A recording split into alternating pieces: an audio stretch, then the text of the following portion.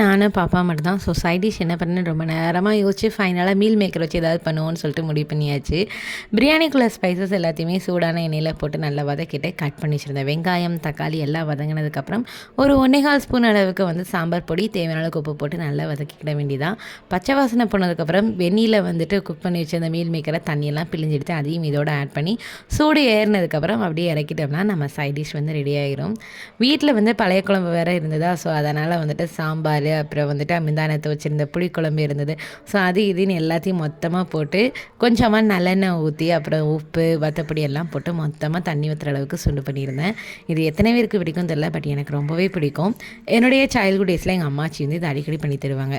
இது கூடயே வந்துட்டு நம்ம தினத்துக்கு வந்து அரைக்கீரை வந்துட்டு கடைஞ்சி வச்சுருக்கோம்னா அதுலேருந்து ஒரு 2 கரண்டி போட்டு மொத்தமாக சூடு பண்ணி பாருங்கள். இன்னுமே டேஸ்ட் நல்லாயிருக்கும். ட்ரை பண்ணலைன்னா ட்ரை பண்ணி பாருங்கள். லஞ்ச் எல்லாம் முடிச்சுட்டு அப்படியே ஹஸ்பண்ட் அவுட் ஸ்டேஷனுக்குமே பேக் பண்ண போயாச்சு.